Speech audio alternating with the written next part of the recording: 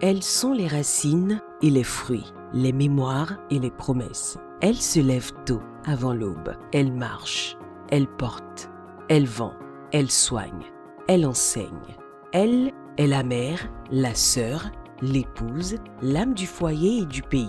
Et peut-être aussi chef, ministre, entrepreneur. La femme du Bénin se lève aujourd'hui pour écrire son avenir. Le gouvernement du président Patrice Talon a fait de la promotion des droits et du leadership féminin un pilier du développement national.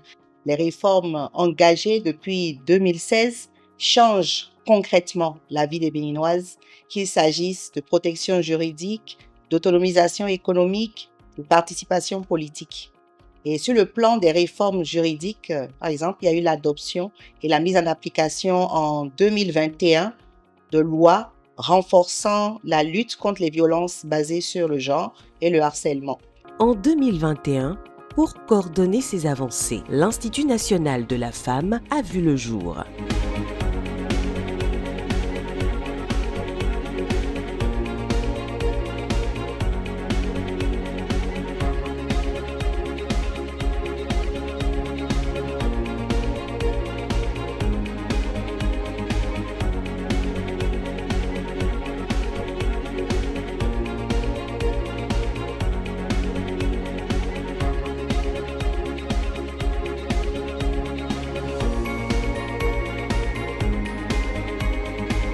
Bras opérationnel juridique de la politique de genre, il agit pour prévenir, soutenir, réparer, transformer le quotidien de la femme. C'est une tour de guet, une force d'action qui, grâce au dynamisme de ses points focaux sur l'ensemble du territoire, déploie ses ailes sur le terrain à travers des campagnes de sensibilisation et des soutiens psychosociaux. Au Bénin, l'État ne parle plus seulement de la femme à travers les discours. Il agit avec elle par le bien de l'Institut national de la femme. Nous avions déjà la question de l'autonomisation économique et financière de la femme était amorcée. La question même de la protection et de la sécurité de la femme contre les violences faites aux femmes était déjà également mis en ordre puisqu'on avait des lois. On a ratifié les principales conventions des Nations Unies comme aussi de l'Union africaine relative à cette protection des droits des femmes et à la défense des droits des femmes qui sont victimes de violences et autres. De façon générale, la politique de la promotion du genre était déjà installée, si je puis ainsi dire. Mais vous aurez remarqué que pendant cette période, l'impunité était de mise dans la gestion des plaintes que formulaient les femmes pour obtenir justice parce qu'elles ont été victimes de différentes formes de violences basées sur le genre. Ce qu'il manquait en fait, c'était un mécanisme institutionnel qui viendrait aux côtés du ministère qui a la charge des questions de femmes pour constituer en quelque sorte le bras opérationnel, surtout juridique, de la mise en œuvre des politiques publiques qui allaient dans le sens donc de la promotion du leadership féminin, de la lutte contre les violences faites aux femmes. Et les auteurs de ces violences-là, à cette époque, se disaient je vais le faire et rien ne va arriver. Il y avait comme un maillon de la chaîne qui manquait. Celui qui allait pouvoir, de façon claire, de façon déterminée, donner suite aux plaintes que les femmes formulaient, qui restaient souvent dans les commissariats, ou donc beaucoup n'aboutissaient même pas devant les juridictions, et de façon générale, il y avait comme une tendance à banaliser les violences faites aux femmes, à se dire que ce n'était pas le genre de plainte qu'on pouvait porter, parce que ça devait relever exclusivement de questions familiales. Plus tard, la création de l'Institut national de la femme, c'était tellement attendu que dès que ça a été créé, installé, mais ça a été un vrai boom. C'est-à-dire, les attentes étaient si fortes que dès le début, on n'a pas chômé en termes de prise en charge psychologique et autres. Les attentes étaient énormes et elles étaient légitimes. Depuis 2016, des lois majeures viennent briser le mur du silence et corriger les injustices. Le cadre légal évolue pour protéger, éduquer et faire progresser. Une volonté politique inédite a vu le jour et inscrit la femme béninoise au cœur du développement, ce qui a pour conséquence le vote de lois déterminantes pour la protection de la femme comme la loi sur la santé sexuelle et reproductive, la loi contre les violences basées sur le genre, la révision du Code des personnes et de la famille, ainsi que l'application de l'article 144 du Code électoral de 2019 qui réserve d'office 24 sièges aux femmes à l'Assemblée nationale sur 109 députés.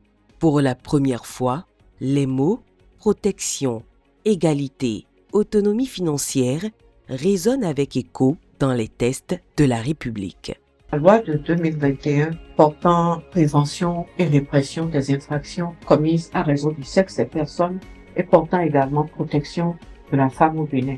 Le spectre est large. Ça va du viol, le harcèlement sexuel, aussi bien dans le milieu d'apprentissage que dans le milieu de travail, artisan, fonctionnaire. C'est vraiment large. Par rapport au harcèlement sexuel, c'est une loi qui a disposé d'une interdiction qui nous sert énormément dans le combat contre le harcèlement sexuel en milieu scolaire, en milieu universitaire.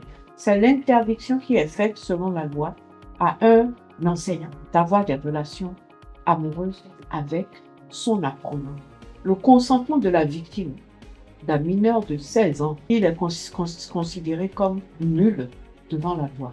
La même loi a criminalisé le mariage précoce et forcé. Aujourd'hui, avec l'application effective de ces lois devant les juridictions qui prononcent des peines sévères pour décourager toutes les formes de violence faites aux femmes, le relèvement de leur niveau de représentativité au sein des instances de décision, comme à l'Assemblée nationale, ainsi que les nombreuses campagnes de sensibilisation menées par l'Institut national de femmes, c'est avec aisance qu'elles parlent de ces avancées qui ont changé leur rapport avec la société béninoise. Il y a eu des réformes électorales qui imposent désormais un quota minimum de femmes sur les listes. Et par exemple, la représentation féminine à l'Assemblée nationale est passée de 7% en 2019 à près de 28% en 2023. En 2016, nous sommes dans les lions nommés non nommés les miabe doume. Et bien mes filles, nous doit être et au lado tous les deux pe kudo kojero peo et sende ole que ocho accordo nous dit et INF que au sodo ayin so ebele do so 2022 ebe point focal o ebe antenne départementale mido point focal o les sokulu les do peo et 5 et so INF a sodo ayin ne ola ke klenyon nous be afodede o les ebele avon kudo vovo toto alors nous dran et we ameo na kudo yonu kudo tugbeje viucha ona INF a edo et 5 eji bela zondo la so wodo le miabe dume INF te diagbagba do yonu vio kudo yonu oji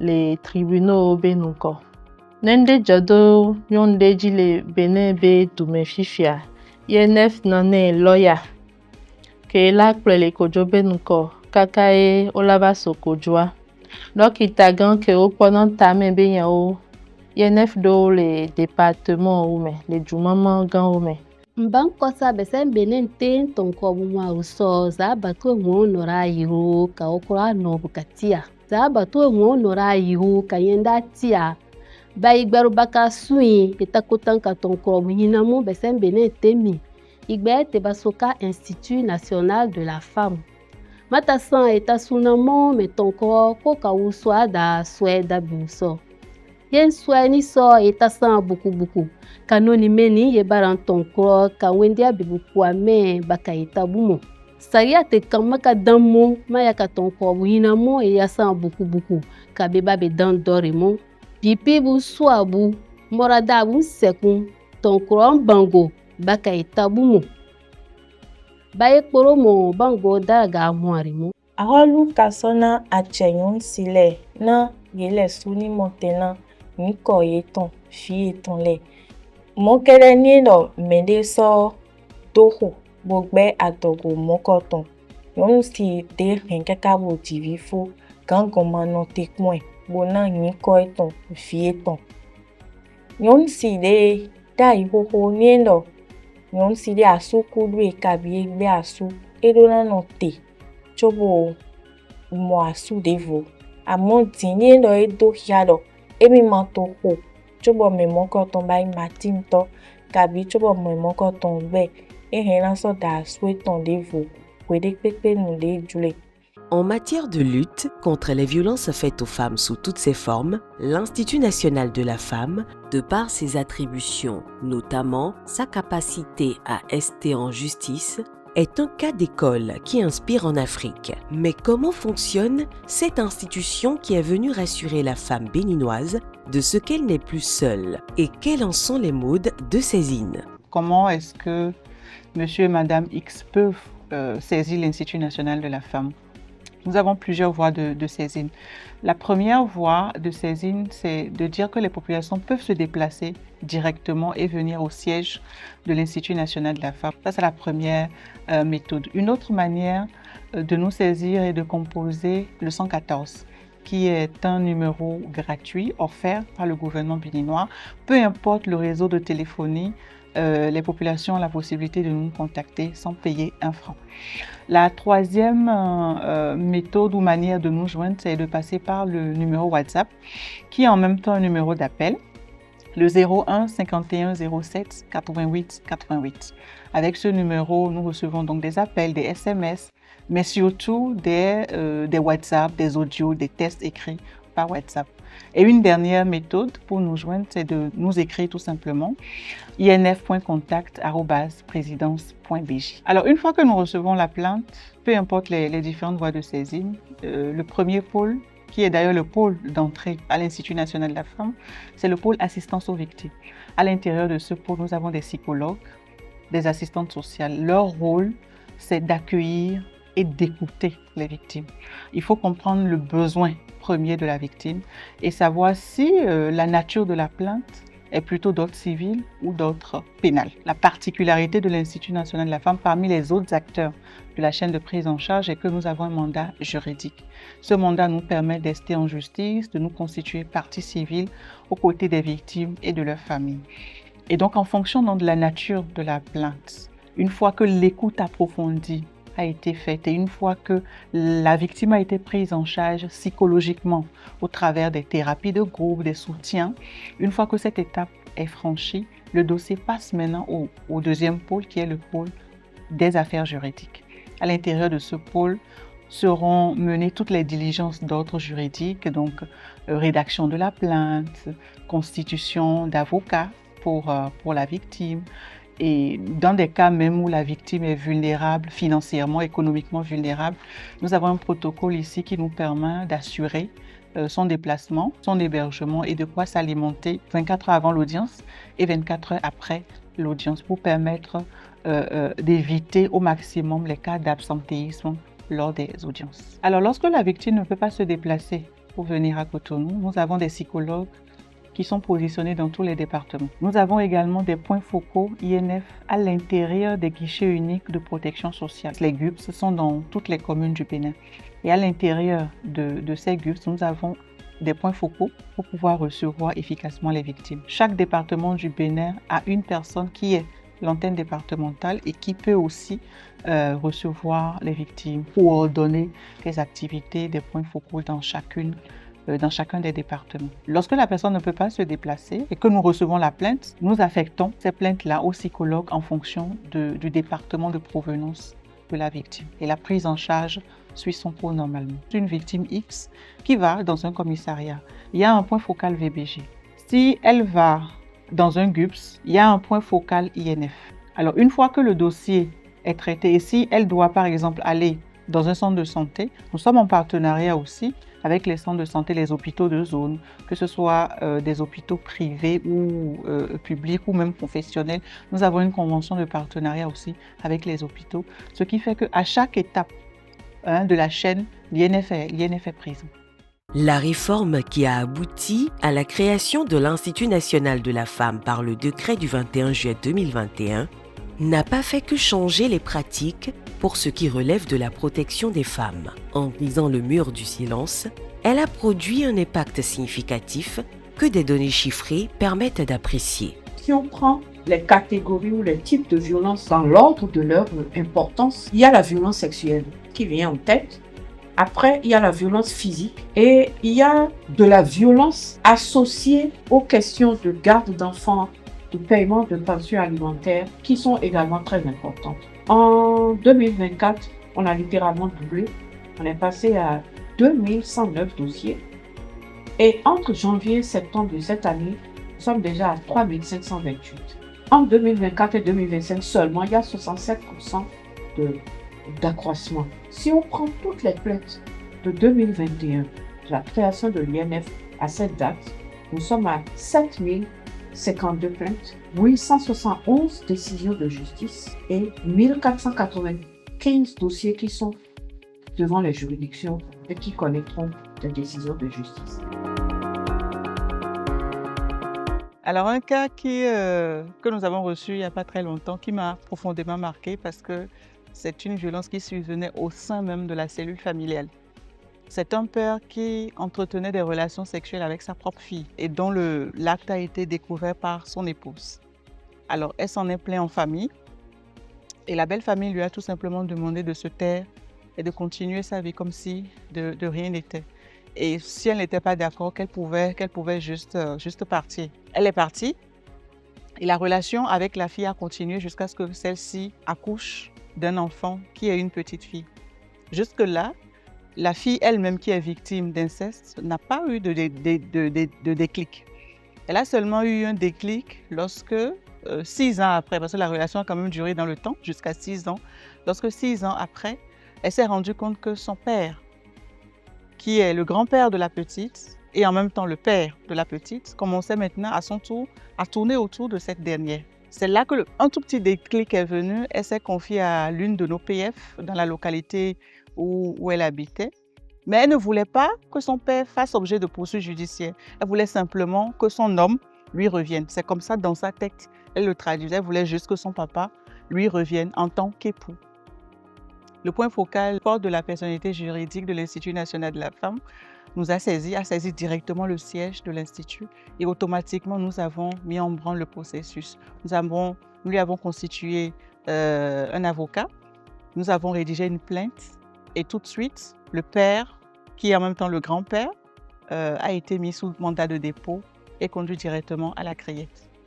Et les 2 victimes, donc la petite fille, je dirais même 3 victimes, la petite fille, la fille et l'épouse ont été prises en charge par les psychologues.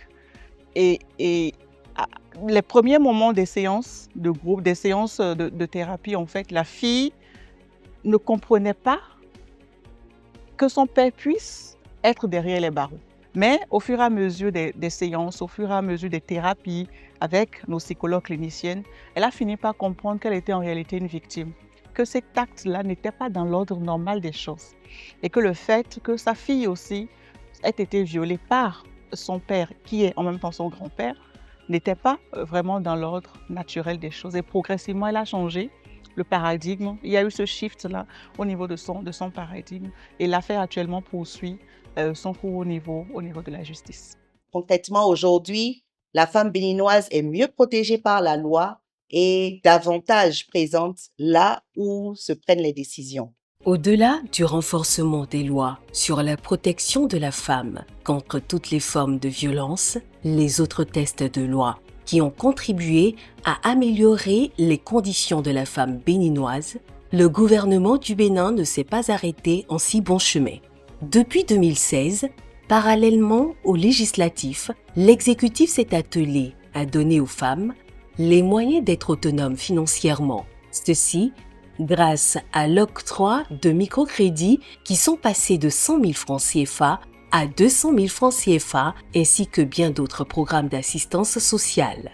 Le but étant de permettre aux femmes de faire bénéficier à la société leur plein potentiel. Sur le plan de l'autonomisation économique, nous pouvons citer un programme phare comme le microcrédit à l'AFIA, déjà près de 47,5 milliards de francs CFA décaissés pour plus de 800 000 microcrédits à environ 82% de femmes bénéficiaires pour mener des activités génératrices de revenus. Il y a également le soutien et l'accompagnement direct à 2000 nouveaux groupements féminins pour renforcer la production locale, gagner en temps, en facilité, en énergie et aussi gagner plus de revenus. Il y a le programme de maintien des filles à l'école qui concerne la gratuité des filles à l'école pour la scolarité de l'enseignement secondaire et aussi des programmes de bourses ciblées. Il y a les transferts monétaires pour encourager le maintien des filles à l'école. Dans tous les cas, en rendant l'accès au crédit, l'accès à la formation plus facile, nous transformons en quelque sorte l'énergie des femmes en moteur de croissance nationale. Sur le terrain, le programme de microcrédit à l'AFIA, dont le suivi au plan national, est confié aux institutions de microfinance. Rassemblées sous le vocable de système financier décentralisé, se porte plutôt bien. Dans le rang des bénéficiaires, dont l'effectif des femmes est estimé à plus de 650 000, soit plus de 80% du programme, c'est un ouf de soulagement pour leurs activités génératrices de revenus et elles ne s'en cachent pas. Microfinance c'est photo, mi des sui boy blue, m'betchen home mi 50 000, blé 50 000 we go. Moi tongo mi 100 000, ene go ni mi le 100 000, boy na mi bo mi je susuji. Ajo ande, bon bio edo, bon do ye akoyan ji ofin bo go no acho ti bo je biblu ni. No ho kusi ora ki me bo man me le bo no fle, bo no le sa ton lo ton me le ra ki me. De mi le bloc mon kudo ni odi un mois ro won le mo e blobo. Enami, te ma ro kwa vi kege ayo e was mo ba yun ku mi de to me do mi da ajo wa o. Kwa de na e di mi yo. E mi namba. Avant, je fais les photocopies, saisir, relire, classification, un peu de tout. J'ai entendu un peu parler de crédit microfinance et puis j'ai fait un groupe de 3. On a été là-bas et ils nous ont expliqué comment ça se passe. Et puis on a pris 50 000 par chacun. Nous les 3, on regroupe notre argent et ça fait 26 000 qu'on rembourse chaque 26 de chaque mois. On va payer ça pendant 6 mois. Quand j'ai pris le microfinance, j'ai payé un peu de tissu appelé pagne pour les femmes que je suis en train de vendre. Je vends aussi les cahiers, les fournitures scolaires. On a fait le premier paie avec 50 000. Après, pour le deuxième, là, 100 000. Maintenant, ça marche bien. Je l'ai fait juste pour améliorer ma vente. Le paiement, c'est très facile, puisque j'ai une idée de faire de tontines par jour pour que chaque fin du mois, là, ça ne me dérange pas pour le paiement. Je vends de liant pilé. Ça fait 2 ans maintenant que j'ai commencé à prendre microcrédit. Nous avons commencé à 50 000. Aujourd'hui, nous sommes à 100 000. Vraiment, ça nous aide beaucoup. Nous sommes tellement contents. Ça nous permet de pouvoir rester à la maison et d'attendre papa. Au moins, ça nous permet de s'épanouir, de se distraire aussi. Nous sommes très, très contents de ce microcrédit et que Dieu bénisse le président Patrice Talon. J'ai fait la coiffure, je vends le maïs, en plus d'hiver. J'ai commencé l'AFIA l'année passée. Quand j'avais pris les 100 000 là, j'ai acheté plus les sacs de maïs. Aujourd'hui, là que nous sommes là, j'ai déjà payé, remboursé les 100 000 quand j'avais pris. J'ai vendu les sacs de maïs et j'ai payé mes dettes. Et les sacs de maïs me restent. Si aujourd'hui je vends sacs de maïs maintenant, là, ce qui est là, ça revient pour moi, mon bénéfice. Je ne savais pas qu'aujourd'hui, j'allais prendre 100 000 et arriver à rembourser. Aujourd'hui, on marche la tête haute parce qu'il y a quelqu'un qui est en train de nous aider à évoluer. Je suis déjà à ma 3e prise et c'est 100 000 fois 3e prise. Avant, je ne vendais pas les choses en gros. Je ne vendais qu'en détail. Donc avec ça, je peux faire en gros pour que les gens puissent venir acheter pour aller revendre. Au Bénin, de nombreuses réformes viennent renforcer les femmes dans l'exercice de leur influence dans la prise des décisions au sein de la société et plus particulièrement dans l'appareil des organes décisionnels, qu'ils soient de l'État ou du privé. Tout est mis en œuvre pour que leur qualité ainsi que leurs compétences soient valorisées. Sur le plan maintenant du leadership et de la participation, il y a la formation leadership et accompagnement des futurs élus via le programme d'appui à l'égalité du genre, le PAEG. Il y a aussi le compendium des compétences féminines, qui est une plateforme numérique qui recense les femmes compétentes en vue de leur promotion. Donc actuellement, cette plateforme est en cours de mutation pour devenir un véritable projet et il facilitera davantage dans les mois, les années à venir, la promotion des femmes dans l'administration publique et privée. La femme béninoise n'est plus seulement bénéficiaire de politiques publiques, elle en est aujourd'hui co-décisionnaire. Ces avancées ne sont pas une fin en soi. Elles appellent une mobilisation continue de tous, que ce soit les institutions, les partenaires techniques et financiers, la société civile, les citoyennes elles-mêmes. Et je pense que progressivement, nous pouvons bâtir un Bénin où chaque fille et chaque femme peut apprendre, peut entreprendre et peut diriger. Grâce à une volonté politique sans précédent, le Bénin, en matière de lutte contre les violences faites aux femmes, leur autonomisation financière, ainsi que la mise en place de vastes programmes pour leur épanouissement, a tracé le chemin au reste du continent africain. Le combat continue et il exige la volonté de tous, afin que plus aucune femme ne vive dans la peur. Car le Bénin qui se transforme un peu plus chaque jour a plus que jamais besoin de chaque femme debout.